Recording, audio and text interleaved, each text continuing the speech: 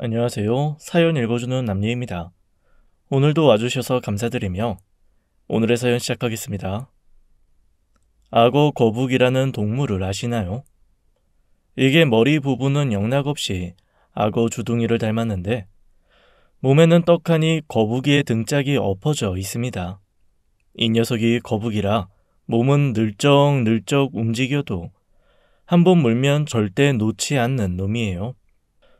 이놈한테 물리면 손가락이든 발가락이든 잘려나가야 끝이 나는 거죠. 저 장병수가 바로 요 악어 거북과 똑 닮은 남자죠. 어릴 때부터 컴퓨터 게임이든 핸드폰 게임이든 최고 레벨까지 올라가야 밥을 먹었기 때문에 엄마한테 정말 많이 두드려 맞았습니다. 하루고 이틀이고 날밤을 새더라도 한번 시작하면 끝을 봐야 직성이 풀리는 놈인 거죠. 사람도 그렇죠. 한번 맺은 내 사람은 어떻게든 끝까지 책임집니다. 이런 근성이 IT 업계에서는 플러스가 됩니다요. 작가만 엉덩이가 무거워야 글을 잘 쓰는 게 아니고 개발자들도 한번 앉아서 그냥 무조건 끝까지 가야 세상을 바꾸는 프로그래밍을 개발할 수 있는 거죠. 하지만 악어 거북도 잘못 물면 그냥 망하는 수가 있더라고요. 대학 졸업 후에 제법 잘 나가는 IT 회사에서 개발자로 일했어요. 그 당시만 해도 주변 친구들보다 몇 배의 월급을 받으며 일했죠. 특히나 친한 선배가 하던 회사라서 나름 인정도 받으며 열심히 일을 했어요. 그런데 제가 이 선배에게 못할 짓을 하고 말았어요. 이 얘기는 좀 사연이 길기 때문에 나중에 자세히 이야기해 드릴게요. 아무튼 저는 선배 회사를 나와서 친구들과 5, 60대 중년을 위한 모임 웹을 개발하는 회사를 차렸습니다. 이게 정말 만들기만 하면 초대박이라고 생각했어요. 5, 60대들이 안심하고 동네 친구부터 밥 친구, 취미 친구를 만들 수 있는 웹, 블루오션이라고 하죠. 업계에서 처음 시도하는 프로젝트라 여기저기서 투자 제안이 들어왔어요. 정말 몇 년간은 제 인생의 전성기가 시작되는 줄 알았습니다. 이 시기에 결혼식도 올렸죠. 판교의 50평대 아파트를 신혼집으로 장만했습니다. 하지만 인생이 참 쉽지 않네요. 저를 믿고 키워준 선배를 뿌리치고 새 회사를 만든 그 인과응보를 제가 받은 걸까요? 똑같이 믿고 키워준 후배놈이 진행되던 프로젝트 데이터를 들고 튀었습니다. 특허권 신청 직전이라 그대로 사업은 망해버렸어요. 한순간에 인생이 나락으로 떨어지더라고요. 그전까지 저한테 굽신거리던 사람들이 돌변해버리는데 정말 미칠 것 같았어요. 처음에는 제가 파산한 것을 인정하지 못하겠어서 예전에 살던 습관대로 카드 여러 개를 돌려 막으며 살았어요.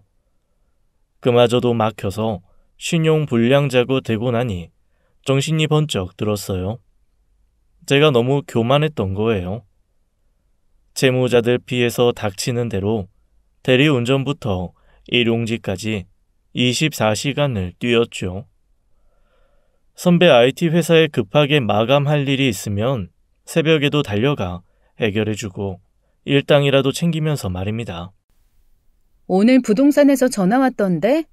여기 살고 있는 아파트 매물 나갔다고. 나한테 의논 한마디 안 하고 결정하면 어떡해. 내가 말했잖아. 난 판교 떠나서 못 산다고. 여기 골프장이며 스파랑 헬스까지 다 연회원으로 등록했다고. 진짜 내가 당신에겐 면목 없는데 조금만 고생하자. 나 장병수 기필코 재기한다. 잠시만 오피스텔에서 고생하자. 김 선배 회사에서 이번 개발 도와주면 투자금 생각해 보겠다고 하더라. 그놈의 장병수 기필코 타령. 귀에 딱지 않겠다. 판교 아파트 들어올 때 뭐라고 했어? 김연아 인생 고생 끝이라며. 이제 좀 격에 맞게 살아보나 했더니 다시 오피스텔 월세로 돌아가라고? 그럼 다시 나도 돈 벌러 나가야 하는 거야? 아내한테는 차마 대리운전까지 뛴다고 말할 수는 없었어요. 남편이라는 놈이 아내만큼은 책임져야 한다고 생각하니까요. 나는 망했어도 아내는 고생시킬 수 없죠. 내가 너 손에 물 안 묻히고 살게 한다는 약속 유효해. 그냥 좀 당분간만 좁은 데서 살아보자. 그 회원권도 내가 재기하면 다시 평생 회원으로 등록해 줄 테니까 이번에만 해지하고 생활비로 좀 돌려 쓰자. 당신이 하도 부탁하니까 이번만 봐주는 거야. 채무자들이 어디에서 나타날지 몰라서 너무 불안해. 그러니까 당분간 차는 내가 좀 쓸게. 설마 차까지 팔아야 하는 건 아니지? 사실 차도 중고 시장에 매물로 내놓긴 했지만 마지막 자존심이 입을 막았어요. 아내를 만나게 해준 것도 이 자동차 때문이었거든요. IT 쪽에 일하는 공돌이 출신 대부분이 하루 종일 책상에 앉아 컴퓨터랑 싸우다 보니 세상 물정, 특히 여자에 대해 잘 모릅니다. 저도 마찬가지였습니다. 개발일 말고 유일하게 관심 있고 좋아하는 건 자동차였어요. 돈을 모아 꿈에 그리던 자동차를 구입한 날, 후배와 함께 한남동 쪽에 있는 호텔 라운지 바로 가서 축하주를 마셨죠. 라운지 바의 어두운 조명에도 주변이 환하게 빛날 만큼 예쁜 여자가 있었습니다. 지금 40대의 나이인데도 밖에 나가면 30대로 보이는 아내입니다. 그 당시 30대 후반의 아내는 제 눈에는 20대로 보였죠. 나중에 알고 보니 저랑 동갑이더라고요. 그날 밤 대리를 불러 집으로 가려고 하는데 아내는 택시가 잡히지 않는지 계속 서 있더라고요. 여자에게 직진했습니다. 지금 안 잡으면 평생 후회할 것 같았어요. 저한테 그런 용기가 어떻게 생겼는지 지금 생각해도 신기합니다. 사람이 평생 한 번은 이렇게 눈에 뭔가 씌일 때가 있나 봐요. 그날 집으로 데려다 주면서 고백했죠. 첫눈에 반했으니 애인이 없으면 나랑 사귀자. 의외로 전화번호를 순순히 저에게 주더라고요. 적어도 나한테 마음이 없는 것은 아니구나 싶었죠. 그 다음부터 매일 집으로 꽃을 보냈습니다. 이과 출신 개발자가 생각할 수 있는 가장 로맨틱한 고백이었어요. 그런데 영 반응이 신통치가 않았습니다. 옆에서 친구들이 조언을 하더군요. 야, 이 답답하. 그 정도 외모에 꽃으로 넘어가겠냐? 마음을 보여줄 수 있는 물질을 보여줘야지. 꽃 말고 동물성 말이야. 명품 가방이나 명품 구두 그런 거. 아니, 야, 아직 사귀는 것도 아닌데 선물부터 주면 부담스러울 거 아니야. 그리고 어떤 가방을 좋아하는지 어떻게 아냐? 물어봐야 하나? 다시 직진했습니다. 사나이는 직진. 대놓고 물어보니 대놓고 대답하더군요. 백화점 데이트를 해보자고요. 카드 한도를 있는 대로 높여서 첫 데이트에 나섰습니다. 아내는 백화점을 천천히 돌면서 가방부터 구두를 신중하게 골랐어요. 저는 옆에서 쇼핑한 물건들을 계산하고 들어주며 하루를 보냈어요. 이렇게 예쁜 여자랑 함께 걷는 것만 해도 너무 행복하더라고요. 이 여자를 웃게 만들 수 있도록 더 열심히 돈을 벌어야겠다고 생각했어요. 병수 씨 쑥맥인 줄 알았는데 센스가 좀 있네요. 다 큰 여자들은 꽃보다 가방 좋아해요. 물론 반짝이는 것도 좋아하죠. 특히 커다란 다이아몬드 같은 거요. 그런데 병수 씨 설마 연애가 처음이에요? 네, 처음이에요. 일하다 보니 여자 만날 시간이 없더라고요. 아니, 제 눈에 들어오는 여자가 없었어요. 현아 씨 만나기 전까지는요. 정말요? 와, 말로만 듣던 모태솔로예요? 신기하네요. 그럼 제가 연애하면 하나부터 열까지 다 가르쳐줘야 하나요? 제가 경험은 없지만 배우는 건 빨라요. 현아 씨가 알려주면 하나도 거르지 않고 바로바로 실행에 옮길게요. 여자친구가 원하는 데이트는 돈이 많이 들더라고요. 그래도 개발자로 잘 나가던 때라 버는 돈은 모두 여자친구에게 쏟았죠. 그렇게 1년 연애를 하니 결혼이 하고 싶어졌습니다. 연애하고는 다르게 큰 돈이 필요했어요. 여자친구가 원하는 삶의 기준은 제 상상을 넘었거든요. 없던 돈 욕심이 생기니 제가 달라지더라고요. 저는 원래 선배든 후배든 친구든 한번 마음을 주면 끝까지 가는 타입입니다. 그런데 연애가 이래서 사람을 변하게 한다고 하는 모양이에요. 여자친구가 원하는 만큼의 경제력을 갖고 싶어졌어요. 그래서 선배가 극구 만류하며 저를 잡았는데도 불구하고 나와서 제 사업을 시작했던 거죠. 이 얘기는 다시 해도 마음이 편치 않네요. 제 인생에서 가장 무거운 짐과 같았거든요. 아무튼 여자친구의 눈에 그나마 들어온 게 나중에 들어보니 나보다도 내가 몰던 자동차가 마음에 들었다고 하더군요. 그런 차를 팔아야 하는 상황까지 내몰렸으니 제 심정이 오죽이나 참담했겠습니까? 사업이 망하고 나서 아내가 타던 차는 이미 처분하고 사업용 자동차도 진작에 팔았죠. 저에게 남아있는 제 인생의 첫 자동차를 팔 수 없었으니 저는 일당이 높은 건설 현장 일을 쉬지 않고 했습니다. 책상에만 앉아서 일하던 사람이 육체 노동을 한다는 게 쉽지 않더군요. 처음에는 파스비가 엄청나게 나오더라고요. 그나마 좋은 게 하나 있었습니다. 사업이 망한 이후로는 불면증에 시달렸는데 일용직을 하는 날에는 집에 돌아와서 씻고 눕기가 바쁘게 골아 떨어졌어요. 오피스텔로 이사를 하고 한두 달을 이렇게 살았죠. 장마로 이틀을 내리 공쳐서 일찍 잠든 어느 날 새벽에 침대를 빠져나간 아내가 늦은 아침에야 귀가를 하는 거예요. 처음에는 새벽 운동을 나가나 싶었죠. 그런데 그러기엔 너무 긴 시간이었습니다. 돌아오는 차림새도 운동복이 아니었고요. 당신 요즘 새벽마다 어디 나가는 거야? 운동복 차림도 아니던데? 알아서 뭐하게? 사업은 망했어도 와이프 사생활은 궁금해? 아니, 걱정이 되니까 그렇지. 꼭두 새벽에 나가서 아침에 들어올 일이 뭐가 있어? 무슨 일 있는 거야?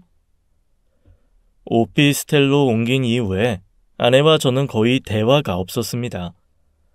제가 아침 일찍 나가서 들어오면 쓰러져 자기 바빴으니까요. 얼굴을 마주칠 시간도 없었지만 제가 들어왔는데도 눈길도 주지 않고 텔레비전만 보고 있기는 했어요. 그런데 이제 아예 묻는 말에 대답도 하지 않네요. 현장에 나가 일을 하는데도 아내가 신경 쓰여서 한 번은 사고가 크게 날 뻔했습니다. 도저히 안 되겠더라고요. 일당을 포기하고 새벽에 나가는 아내 뒤를 밟았습니다. 주차장까지는 성공적으로 따라왔는데 이런 차를 타고 나가버리니 실패. 다음 날은 택시를 미리 대기시켰죠. 바로 따라가다가 그만 들켜버렸습니다. 택시 기사 아저씨가 너무 눈치 없이 바로 붙어버린 거예요. 무슨 일을 하던 눈치 없는 사람하고는 이래서 일을 못하는 겁니다. 그날은 나도 일을 나가던 참이라고 둘러댔죠. 미행이 드라마에서 보는 것처럼 그렇게 쉬운 일이 아니더라고요. 생각해보니 제 전공이 웹을 만드는 개발자 아닙니까? 아내의 핸드폰에 위치 추적 웹을 설치했습니다. 그리고 비가 오는 날을 기다렸습니다. 일용직 현장은 비가 오면 쉬는 날이니까요. 그날도 어김없이 아내는 새벽에 길을 나서더군요. 택시를 타고 지도에 표시된 곳에 내렸습니다. 간판을 보고 다시 확인했어요. 웹이 오작동이 났나 다시 확인했죠. 아내가 새벽에 도착한 곳은 강남의 단란주점이었어요. 우산도 쓰지 않고 멍하니 서 있었습니다. 시간이 얼마나 흘렀을까요? 아내가 커다란 쓰레기 봉투를 들고 나오더군요. 아내 역시 내리는 비를 그대로 맞으며 쓰레기를 정리하고 다시 들어갔습니다. 그 모습을 보는 제가 한심에 미칠 지경이더라고요. 손에 물 한 방울 묻히지 않게 하겠다고 약속했는데 사업 실패한 남편 때문에 아내가 이런 일까지 하게 하다니. 저에게 말도 못하고 판교에서 잘 나가던 사모님이 얼마나 자존심이 상했을까요? 빗물인지 눈물인지 분간할 수 없는 것이 흘러내렸습니다. 다음날 새벽에 나가는 아내를 붙잡고 이야기를 했어요. 여보, 미안해. 내가 당신을 의심했어. 새벽마다 당신은 나가는데 물어봐도 대답은 없지. 그래서 미행했다. 그리고 어제 단란주점에 들어가는 것도 봤어. 당신이 커다란 쓰레기 봉투 가지고 나오는 거 보는데 억장이 무너지더라. 뭐? 나를 미행해? 진짜 하다하다 별짓까지 다 하는구나. 내가 말을 안 하면 그런 이유가 있는 거야. 그래. 내가 입이 10개라도 할 말이 없다. 그런데 제발 그 일은 나가지 말아줘. 뭐 안 나가면 어떻게 하자고? 그깟 일용직 몇 푼 벌어서 뭘 하겠어. 정신 차리고 현실이나 직시하라고. 한 번만 더 믿어주라. 무슨 일을 해서든지 어떤 방법을 쓰던지 이 사업 다시 살릴 테니까 새벽에 나가는 일은 그만둬주라. 기필코 다시 일어나야만 했습니다. 학교 선배, 동기, 후배부터 거래처 대표님들, 그동안 제 연락처에 있는 지인들에게 찾아갔어요. 전화를 받아주면 그나마 양반이에요. 대부분은 받지 않거나 받고는 그냥 끊어버리게 일쑤였어요. 흔쾌히 찾아오라고 하는 사람도 있더군요. 와, 장 대표가 이렇게 또 고개를 숙이는 날이 올 줄 어떻게 알았겠어. 이래서 사람이 잘 살아야 돼. 인생 언제 나락으로 떨어질지 모르는 일이거든. 오늘 커피는 장 대표가 사는 건가? 예전에 장 대표 진짜 뻣뻣했는데 말이야. 사람이 너무 딱딱해도 그게 쉽게 풀어줘. 이제 세상 경험 좀 많이 좀 부드러워졌나? 병수야, 너무 미안하다. 내가 너에게 신세 너무 많이 줬는데 근데 요즘 이 바닥이 쉽지 않아. 다들 힘들어서 난리다 난리. 야, 나도 말이 대표지. 이게 직원들 월급날 돌아오면 돌아버리겠다. 결국 은행빚 돌려막기야 이게. 못 도와줘서 너무 미안해. 커피값은 내가 내고 갈게. 너 잘 나갈 때 만나기도 힘들었는데 이제 좀 한가하냐? 다시 사업할 생각을 또 하냐? 야, 정신 차려. 다시 개발자로 들어가면 되잖아. 너 정도 실력이면 아직도 받아주는 데 있지 않겠냐? 일주일 동안 수십 명이 넘는 사람들을 만났어요. 와이프가 밤일을 나간다는데 이까지 비웃음과 멸시가 대수겠어요. 친구의 말처럼 개발자로 다시 들어갈 수도 있었지만 아내가 저런 일을 한다고 하니 정말 간절하게 다시 재기하고 싶었습니다. 다시 꼭 성공해서 아내에게 예전과 사고 싶은 거 마음껏 사면서 살게 해주고 싶은 마음이 너무 커지더라고요. 하지만 이런 제 간절함과 비례해서 사람들의 차가운 냉대와 모욕에 저도 좀 지쳤어요. 마지막 한 명이 남았습니다. 진짜 이 사람에게까지 손을 벌리고 싶지 않은 선배가 있습니다. 저에게 사업의 A부터 Z까지 모든 것을 알려준 사람. 처음에 말씀드린 제 뒤통수를 친 그 후배 놈과 내 사업을 하겠다고 내가 버린 선배가 남았어요. 사람이 너무 미안하면 오히려 얼굴을 볼 수가 없더라고요. 그래서 성공한 이후에도 찾아가지를 못했죠. 언젠가는 가서 용서를 빌어야지 자일피일 미루다가 시간이 흘렀어요. 그리고 너무 일찍 제가 망해버린 거죠. 용서를 빌어야 할 타이밍은 이미 지나가 버렸습니다. 하지만 그런 자존심은 복에 겨운 단어였죠. 아내를 생각하면 더 이상 물러날 데가 없었어요. 선배 앞에 무릎을 꿇었습니다. 선배님, 용서해달라는 말도 못할 정도로 죄송합니다. 제가 이렇게 찾아오면 안 되는 놈이라는 거 알고 있습니다. 그런데 이제 정말 선배님밖에 없어요. 저 용서하지 마세요. 대신 장병수 이름을 걸고 약속드립니다. 죽을 때까지 갚겠습니다. 그런데 죽기 전에 저 한 번만 살려주십시오. 언제 찾아오나 기다리고 있었다. 그런데 이 자식아, 이렇게 늦게 찾아오냐? 그것도 이런 몰골로 찾아와서 무릎을 꿇으면 내 마음이 편하겠냐? 너 떠날 때 뭐라고 했어? 나보다 성공하겠다고 그렇게 큰 소리 쳐놓고 이게 뭐 하는 거냐? 이번이 정말 마지막 기회다. 죽을 만큼 일해서 갚아. 10배로 갚아. 이번에 사람들 너무 쉽게 믿지 말고. 네, 선배님. 말씀 가슴에 새기겠습니다. 선배님이 사람 한 명 살리셨어요. 이 못난 후배가 정말 고개를 들지 못할 정도로 감사드립니다. 하늘이 무너져도 솟아날 구멍 하나가 생겼습니다. 이제 사업에만 매진하면 되었죠. 그 전에 아내가 다시 제자리로 돌아와야 했어요. 여보, 김 선배한테 사업 투자금 받았어. 당신 새벽일 안 나가도 돼. 아니, 나가지 마.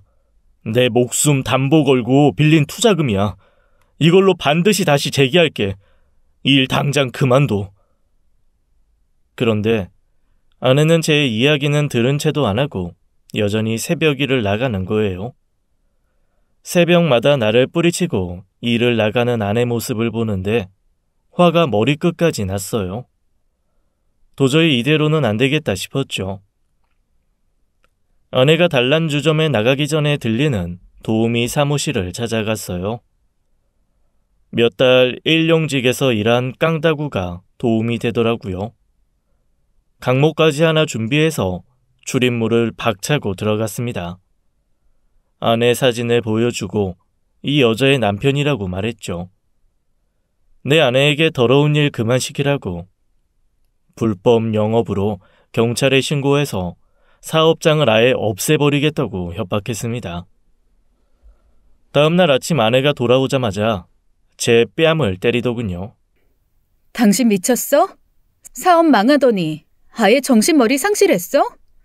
무슨 자격으로 내 일터에서 깽판을 치는 건데. 자격? 일터?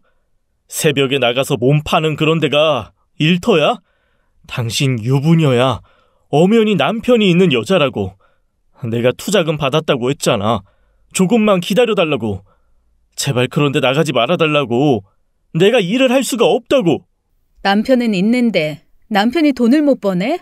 그럼 어떡해. 술을 팔든 몸을 팔든 돈이 있어야 먹고 살 거 아니야. 그놈의 기다려달라는 말 쪽팔리지도 않아? 지금 사업 망하고 1년 지났는데 더 이상 뭘 어떻게 기다리냐고. 저는 일주일치 일당을 모아놓은 100만 원을 아내에게 내밀었습니다. 우선 이 돈으로 이번 달만 버텨봐. 돈은 무조건 내가 벌 거야. 이런 푼돈으로 뭐 이번 달을 버티라고? 내가 하루만 일해도 이것보단 많이 벌어. 이 돈으로 당신 택시비나 하든지. 아내는 100만 원을 공중에 날려버리고 나가버리더라고요. 정말 기가 차서 말이 나오지 않더군요. 이렇게까지 애원하는데 미안하다고 하기는커녕 비웃고 나가버리는 아내의 마지막 말이 너무 모욕적이었어요. 길지는 않지만 짧지도 않은 5년이라는 결혼 생활이 무엇이었을까요? 그 시간 동안 우리가 나눈 사랑이라는 것은 저만의 착각인가요? 도저히 이대로는 잠이 들 수 없을 것 같더군요. 독한 술이라도 들어가야 숨을 쉴 수 있겠더라고요. 바닥에 떨어진 5만 원 지폐를 몇 개의 주머니에 찔러놓고 거리로 나왔습니다. 마땅하게 혼자서 한 장 기울일 술집이 없더군요. 포장마차에 들어가 우동과 소주 한 병을 시켰습니다. 요 며칠 속에 들어간 것이 없었어요. 빈속에 들어간 소주 한 모금이 전신을 찌르르하게 찌르더군요. 그렇게 한 잔, 두 잔을 마시다 보니 소주 두세 병이 금방 비워졌어요. 제법 취기가 올라 고개를 숙였습니다. 그때 옆 테이블에 앉았던 사람이 말을 걸었습니다. 고개를 들어보니 망한 회사의 재무 담당이었던 친구였어요. 이 차를 마무리하고 들어가는 길에 노상 포장마차에 혼자 앉아있는 저를 알아본 거죠. 장병수 맞지? 네가 이런 데 앉아있어서 못 알아볼 뻔했잖아. 무슨 일이야? 아무리 사업이 망했어도 위스키바 아니면 술 안 마시던 놈이. 포장마차 다니는 놈이 따로 있냐? 인생 잘 안 풀리는 사람들에겐 위스키보단 소주다. 네가 아직 인생의 쓴맛을 몰라서 소주 맛을 모르는 거야, 이 자식아. 나도 옆에서 소주 마시고 있는데 무슨 헛소리냐? 이 자식이. 여전히 힘드냐? 김 선배한테 투자금 받았다고 소문 자자하던데 김 선배도 대단하다. 찾아가서 무릎 꿇는 너도 대단하고 다시는 얼굴 못 볼 사이인데 말이야. 사람이 벼랑 끝에 몰리면 염치고 뭐고 없어지더라. 나도 내가 그 선배한테 가서 손을 벌린다는 게 쉬웠겠냐? 나 같아도 뒤통수 치고 나간 후배 상판떼기 다시는 쳐다보지도 않지. 근데 그 선배랑 나랑 좀 각별했냐? 한 번은 찾아가서 죽도록 얻어터지기라도 해야겠다 싶더라고. 내가 정말 평생 갚아야지. 아이 참, 야, 그 새끼 소식 들었냐? 우리 프로그램 들고 도망친 새끼. 알고 보니 조 대표한테 넘어간 거더라고. 아, 그 조동아리 새끼. 입만 살아가지고 여기저기 사기만 치고 다니는데 왜 사람들 계속 넘어가는 거냐? 무슨 사기에도 비법이 있는 건가? 저도 알고 있었죠. 내 뒤통수를 치고 가버린 후배가 경쟁회사 대표한테 넘어가서 벌인 일이라는 것을요. 처음 이 업계에서 사업을 할 때부터 신경을 거슬리게 하는 놈이었어요. 그 조 대표라는 놈이요. 하도 입으로만 사업을 한다고 해서 별명이 조동아리였으니까요. 그런데 사람들은 또 의외로 잘 속아 넘어가더라고요. 내가 왜 모르겠냐. 술맛 떨어지니까 그 새끼 얘기하지 마라. 내가 언젠가는 그 새끼한테 인생의 쓴맛을 보여줄 거니까 기다려봐. 와이프는 어때? 현아씨 여전하지? 친구는 슬쩍 제 눈치를 보더라고요. 저도 원래 집안 얘기를 누구한테 하는 스타일은 아니에요. 특히나 제 와이프 얘기 남한테 한다는 거 제 얼굴에 침 뱉기 아닙니까? 하지만 그날은 누구라도 붙잡고 신세 한탄을 하고 싶었나 봐요. 술 기운을 좀 빌려서라도요. 내가 좀 힘들다. 너도 알잖냐. 내가 우리 아내 첫눈에 반해서 얼마나 공을 들여 결혼까지 갔는지. 사업 망하기 전까지는 내가 정말 미녀를 쟁취한 용자인 줄 알았어. 이게 근데 동화책에만 나오는 이야기인가 싶어. 나는 아내가 내 돈만 보고 결혼했다고 한 번도 생각한 적이 없었는데 요즘엔 내가 크게 착각했나 그런 생각이 들어. 너네 뭔 일이 있긴 있구나. 말해봐. 나도 들은 얘기가 있어서 그래. 무슨 이야기? 저는 순간 벌써 아내가 단란 주점에 나가는 걸 사람들이 봤나 싶었습니다. 내가 조금만 더 일찍 알아서 말렸어야 했는데 다시 후회가 들었네요. 야, 나도 너무 충격이어서 이게 사실일까 싶었어. 처음에는 근데 한두 명이 본 게 아니더라고. 이걸 너한테 말을 해야 하나 싶었다. 부부관계에 괜히 입 얹어서 나중에 좋은 소리 못 듣는 게 너무 많잖아. 무슨 이야기인데 그래. 우리 아내가 어디라도 나가는 거 본 거야? 그거 잠깐 우리가 빚진 거 갚으려고 다니는 거야. 오해하지 마. 내가 요즘 그것 때문에 밤에 잠이 안 온다. 다 내가 못나서 그렇게 된 거니까. 무슨 오해? 이 자식이 무슨 얘기하는 거야? 와이프가 어디 나가는데? 내가 도저히 입이 안 떨어진다. 아무리 친구라 해도 아내가 단란주점에 나가 몸을 판다는 이야기를 어떻게 하겠어요? 목구멍에 걸려서 안 나오더라고요. 야, 네가 솔직하게 이야기를 해야 나도 이야기한다. 나도 이 얘기하기 정말 난감하다고 이 자식아. 아내가 단란주점에 나가. 내가 돈을 못 벌어서 나간다는데 정말 미치고 팔짝 뛰겠다. 이게 말이 되냐? 아무리 말려도 도대체가 말을 듣지가 않아. 적반하장으로 나에게 오히려 따지고 들어. 내가 벌을 받고 있는 거냐? 와, 야, 네 와이프 대단하다. 진짜 어떡하냐? 단란주점에 나가는 것도 기가 찬데. 야, 너 놀라지 말고 들어. 네 와이프 그 조 대표 만나고 다니는 것 같더라. 그냥 우연히 만나는 게 아니라 차를 같이 타고 가는 것도 여러 사람이 봤다더래. 버젓이 팔짱 끼고 카페, 음식점도 다니고. 이게 지금 현실에서 일어날 수 있는 일이냐? 바람 피는 것도 용납이 안 되지만 난 상대가 더 용납이 안 되는 거라. 뭐? 너 함부로 얘기하지 마. 그거 네가 직접 본 거 확실해? 너 여기서 헛소문 잘못 전하면 진짜 끝장이다. 야, 지금 말하는 나도 현실감 없는 거 인정하는데 내가 너 상대로 없는 말 지어내서 옮기겠냐? 온몸에 퍼져있던 소주 기운이 한순간에 날아가더군요. 단란주점을 나가는 것도 모자라 바람까지 피는데 상대가 나를 이렇게 망하게 만든 조동아리 새끼라니. 감상에 빠져 있을 때가 아니었죠. 우선 카더라의 말보다는 확실한 증거가 필요했습니다. 내가 쫓아다닐 수 없는 일이었으니 어쩔 수 없이 사설 흥신소에 아내의 뒷조사를 의뢰했죠. 설마가 역시로 돌아왔습니다. 아내는 그 조 대표랑 바람이 난 게 확실했어요. 그런데 이상한 건 아내가 단란주점에 나가 번 돈을 그놈에게 갖다 바친다는 거예요. 흥신소에 증거물을 놓고 아내를 기다렸습니다. 당신 나한테 단란주점 나가는 거 말고 더 할 말 없어? 내가 돈 못 벌어서 나가는 게 진짜 이유의 전부야? 피곤해 죽겠는데 짜증나게 또 그 얘기야? 이미 끝난 얘기 계속 반복할 거야? 그냥 현실을 인정해. 저는 아내 앞에 조 대표와 만나는 사진을 던졌죠.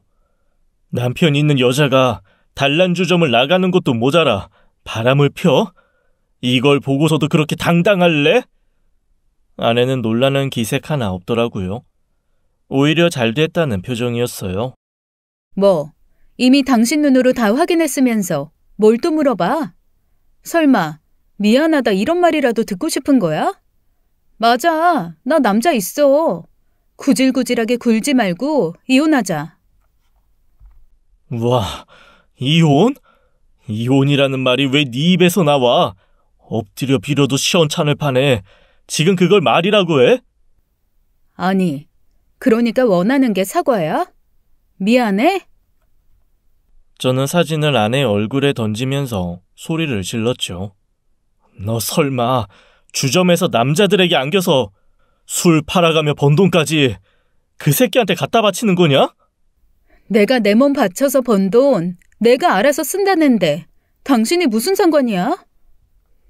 바람 피는 것도 기가 막히지만 어떻게 그 새끼랑 붙어먹을 수가 있냐? 너 그 새끼가 나한테 무슨 짓을 했는지 알아?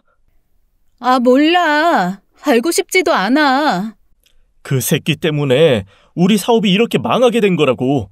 그 새끼가 후배 꼬드겨서 우리 회사 정보 다 빼나간 거라고. 알아? 저는 아내가 이 얘기를 하면 놀라서 바로 미안하다고 할 줄 알았어요. 아내가 설마 나를, 아니 우리를 망하게 한 놈이랑 알면서 했을 리가 없잖아요. 그렇게까지 아내가 막대 먹은 여자는 아닐 겁니다. 아니었습니다. 아니어야만 했습니다. 아, 오바 좀 하지 마. 조 대표가 워낙 수완이 좋아서 잘 나가는 건데 무슨 소리 하는 거야? 괜한 사람 모함하지 말라고. 사업 망하니까 진짜 피해의식 쩐다. 모든 걸 다 남 탓하고 싶지? 당신이 후배 관리 못한 걸 왜 다른 사람 핑계를 대? 아, 정말 못났다. 그 새끼 유부남이야. 그건 알고 만나는 거냐? 너는 그냥 그 자식 내연녀라고. 우리 서로 숨기는 거 없는 사이야. 내가 그것도 모르고 만날까 걱정해주는 거야? 그 사람 내가 이혼하면 바로 이혼한다고 했어. 그러니까 우리 쿨하게 이혼하자. 어차피 재산 분할할 건더기도 없잖아. 와, 화가 머리끝까지 치미는데요. 제가 원래 여자한테 절대 폭력 쓰는 사람 아닙니다. 하지만 제 손이 알아서 아내의 뺨을 갈기고 있더라고요. 아! 이제 본성이 나오네. 한 대 맞았으니 이걸로 됐지? 충분하지? 이혼 서류 보낼 테니까 도장이나 찍어. 사람이 말입니다. 궁지에 몰리면 염치고 체면이고 없다고 했지요. 배신도 처음 당했을 때가 정신을 못 차리지. 이게 한번 바닥을 치고 한계점을 넘어버리니까 말이죠. 처음에는 분노가 치밀어 제 자신을 주체를 못하겠더라고요. 이렇게 쓰레기였던 여자를 선택한 제 눈을 정말 뽑아버리고 싶더군요. 이런 여자를 위해서 제가 들였던 시간, 돈, 마음들은 다시 제게 돌아올 수가 없잖아요. 제가 할 수 있는 모든 힘을 쏟아서 이 여자를 박살내기로 결심했습니다. 사랑이 컸던 만큼 그 자리에 분노와 복수의 마음이 크게 차올랐어요. 문제는 어떻게 최대한 잔인하게 이 여자를 괴롭히다가 망가지게 하느냐였죠. 아주 냉정하게 제 자신으로 돌아오더라고요. 포장마차에서 눈물을 훔치던 장병수는 잊어주세요.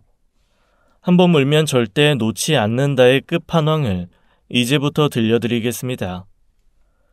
우리 부부가 결혼식을 정말 화려하고 성대하게 했습니다. 그때만 해도 제가 사업이 정말 잘 나가던 때이기도 했고 아내가 최대한 호화스럽게 하기를 원했거든요. 아내의 일가 친척은 말할 것도 없고 아내 주변의 모든 사람들을 초대했죠. 아예 예식장 홀 오후 시간을 통째로 대관을 했습니다. 2부 애프터 파티까지 열어서 아내 친구들의 부러움을 한몸에 받았어요. 결혼처럼 이혼도 하려면 축하해 주셨던 모든 분들에게 정확한 이혼의 사유를 알려드리는 게 저의 도리겠죠. 먼저 장인 장모를 찾아갔습니다.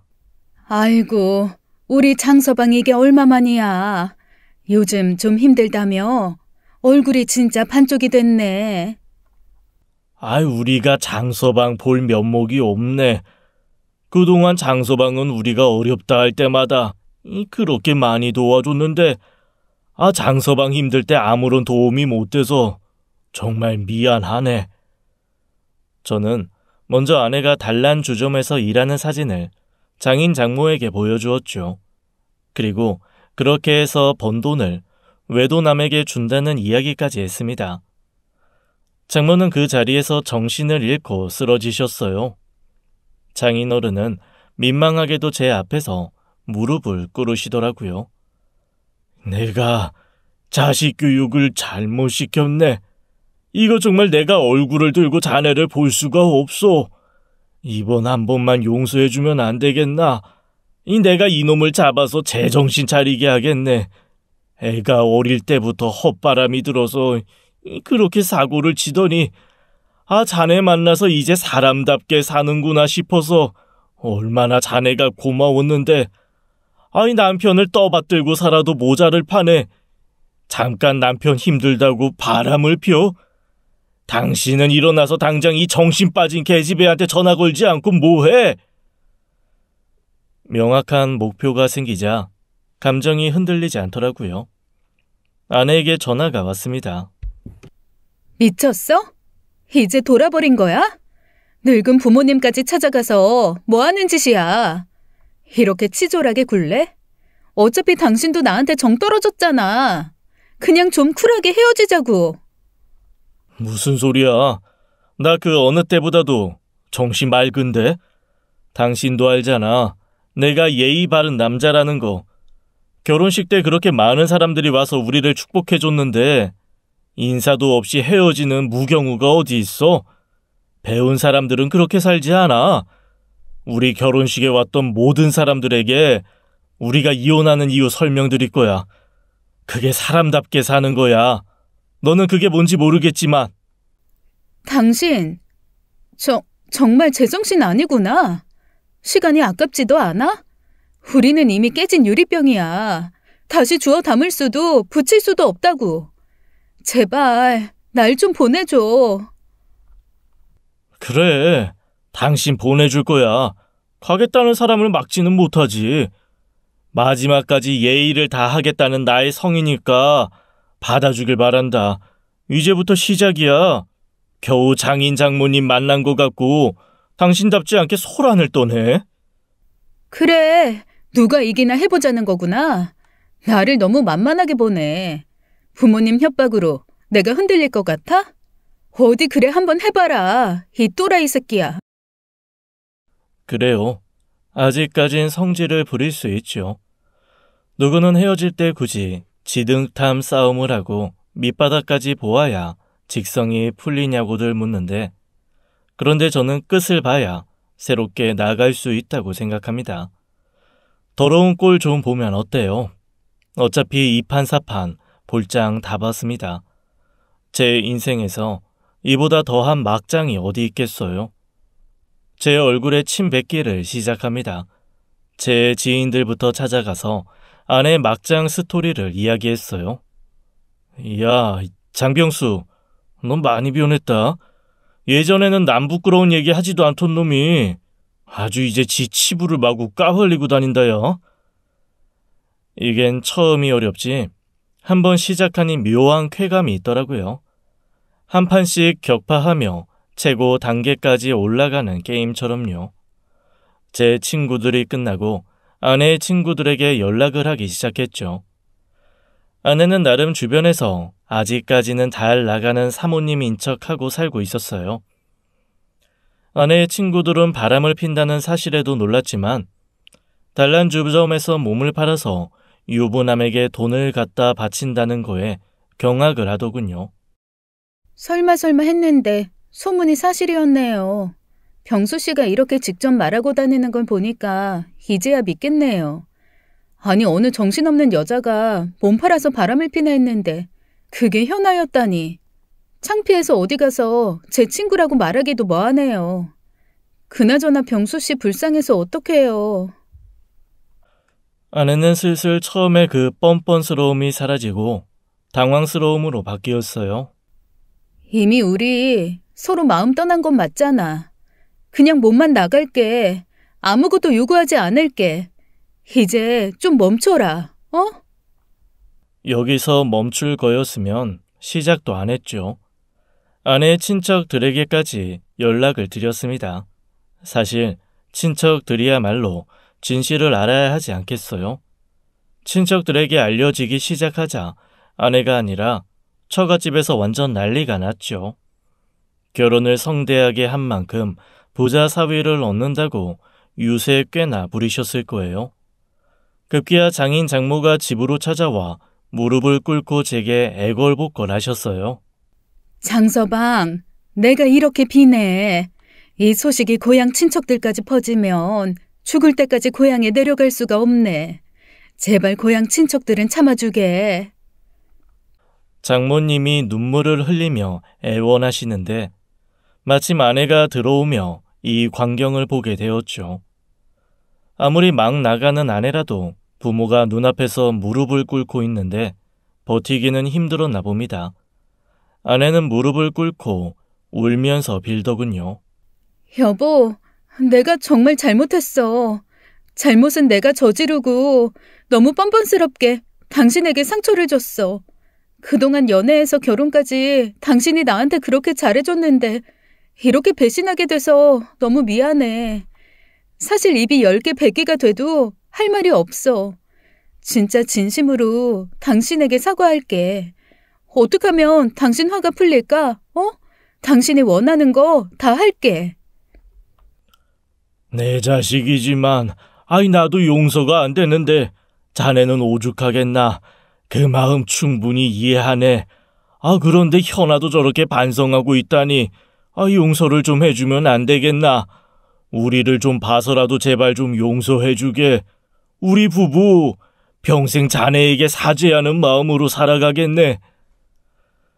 아내는 지금까지 보였던 모습은 오간데 없이 눈물을 펑펑 쏟으며 용서를 비네요. 장인어른과 장모님까지 제 바지 가랑이를 붙잡고 용서를 청하는 바람에 저도 아내를 용서해 주기로 합니다. 장인 장모님까지 이러시니 제가 나쁜 놈이 된 것 같잖아요. 알겠으니 그만 일어나세요. 이렇게까지 하니 아내 용서하겠습니다. 여보, 너무 고마워. 내가 죽을 때까지 잊지 않을게. 당신이 원하는 조건 그대로 다 따를 테니까 뭐든지 얘기해. 마지막으로 부탁 하나만 들어주면 돼. 내가 하는 아르바이트가 있는데 내가 시간이 안 나서 당신이 대신 가져다 주기만 하면 돼. 무슨 아르바이트? 당신이 아르바이트도 했었어? 마지막에 이런 얘기할 필요가 있나 싶지만 내가 그동안 대리기사 알바부터 일용직 건설 일까지 돈 되는 건 다 했어. 물론 당신은 푼돈이라 성에 차지도 않았지만 틈이라도 나면 선배 개발 프로젝트도 도와주고 영상 편집 아르바이트도 했어. 이번에 영상 편집은 다 끝났는데 내가 갖다 줄 시간이 안 되네. 나는 당신이 그렇게 고생하는 것도 모르고 무시하고 막말해서 너무 미안해. 정말 이렇게 쉬운 일 하나만 하면 되겠어? 그래서 마음이 풀리겠어? 나를 분이 풀릴 때까지 때리기라도 해. 욕이라도 하던지. 욕하고 때리는 게 무슨 소용이 있겠어.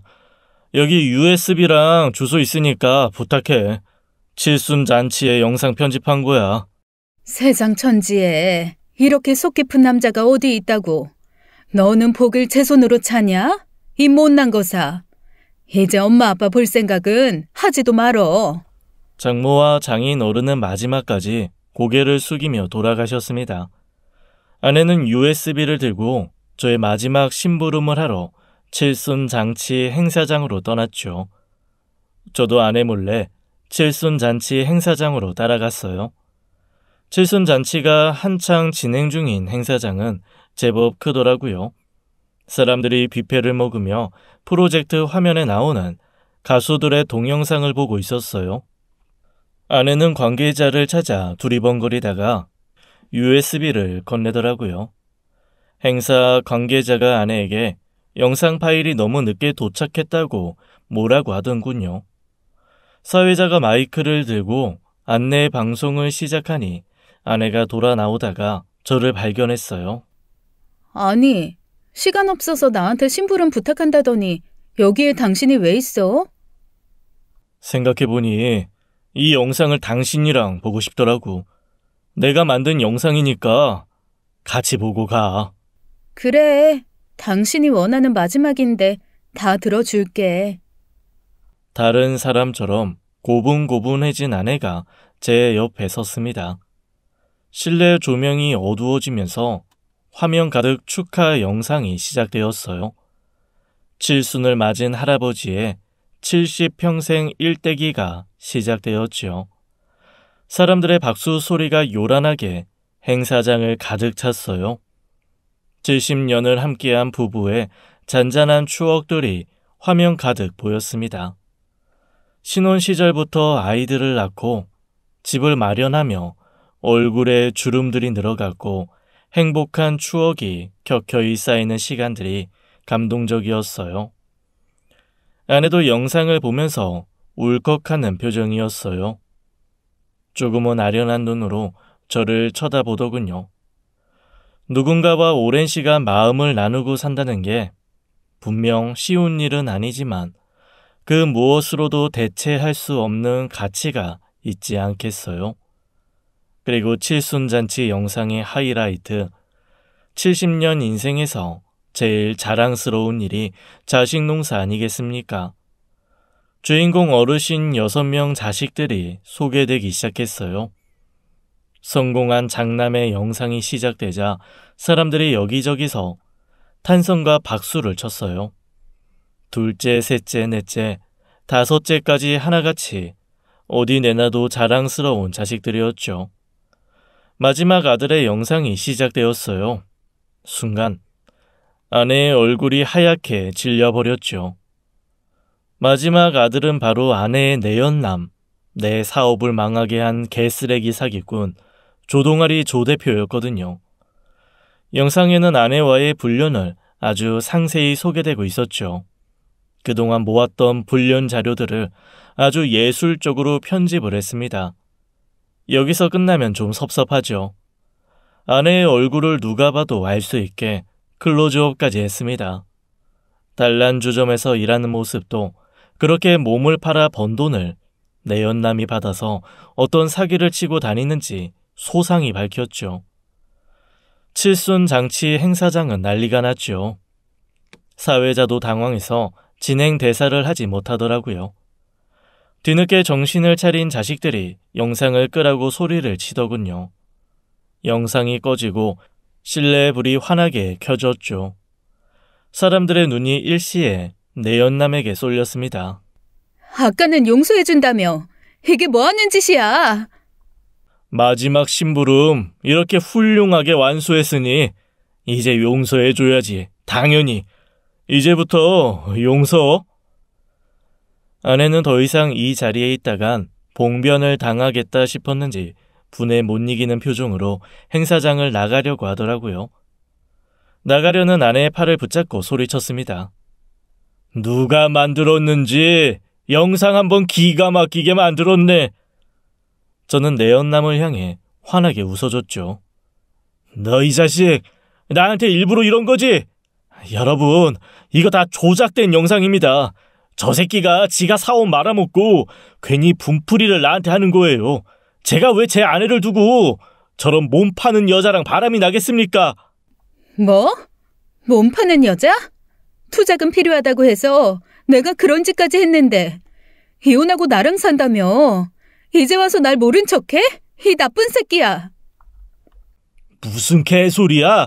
이 남의 잔치집에 부부가 쳐들어와서 되지도 않은 가짜 영상으로 사기를 치려고 해? 내가 니들 부부 다 고소할 거야. 명예훼손으로 다 집어쳐넣을 거라고. 니들 둘 다 가만두지 않을 거라고. 야, 이 나쁜 새끼야. 네가 우리 남편 회사 정보 빼돌린 거 맞잖아. 이제 와서 나를 고소해? 그리고 네 여편네 목석이라며. 부모님들 때문에 억지로 사는 거라며. 잠자리 할 때마다 나한테 네 여편네 욕을 그렇게 해대놓고 뭐가 어째? 일시에 사람들의 시선이 내연남에게서 저에게로 그리고 제 옆에 서 있던 아내에게 집중됐습니다. 내연남의 아내가 멀리서 아내의 얼굴을 발견하고 엄청난 기세로 달려오는 게 보였어요. 저는 살짝 몸을 피했죠. 칠순 잔칫날 남편의 외도를 알게 된 아내의 분노, 충분히 상상되시죠? 내연남의 아내는 그대로 몸을 날려 아내를 덮치더군요. 그 다음은 무지막지한 육탄 공격이 이어지더라고요. 머리채를 잡힌 아내의 비명소리를 뒤로하고 난장판이 된 행사장을 빠져나왔습니다. 그렇게 끝이 났냐고요? 헤이, 설마요. 아내의 소원대로 저는 깨끗하게 이혼을 해줬죠. 물론 위자료 소송도 함께 걸어줬죠. 그렇게 좋아하던 명품백이며 명품 구두, 보석들을 다 처분하고 친정집에 제가 사준 아파트까지 팔아야 했죠. 내연남의 아내한테는 상간녀 소송까지 들어와서 아마 소송의 나날을 보내고 있을 거예요. 아니, 이제는 정말 먹고 살기 위해 단란주점에 나가서 일을 하겠죠. 이제는 관심 없습니다. 바닥까지 내려가서 제 몸까지 진흙 바닥에서 뒹굴고 끝냈더니 눈곱만큼의 미련이 없더라고요. 그 내연남 조 대표는 사기 혐의로 여기저기서 고소가 들어왔답니다. 이 업계에서 다시는 사업을 할 수 없는 회생 불가의 상태가 되었죠. 이거야말로 인과응보의 결과 아니겠습니까? 저는 선배의 투자금으로 재기에 성공했어요. 이를 악물고 밤낮 없이 일했거든요. 제가 약속한 대로 선배한테는 투자금의 몇 배를 갚았을 뿐만 아니라 제 회사 지분도 나눠드렸죠. 이제 둘도 없는 평생의 비즈니스 파트너로, 지인으로 제 곁에 계십니다. 은혜도 한번 물면 절대 놓지 않고 평생 갚고, 복수도 한번 물면 아주 끝장을 내는 악어 거북 장병수 이야기는 여기서 마치겠습니다. 지금까지 사연 읽어주는 남녀였습니다. 끝까지 함께 해주신 여러분 감사드리며 저희는 다음 사연으로 돌아올게요. 감사합니다.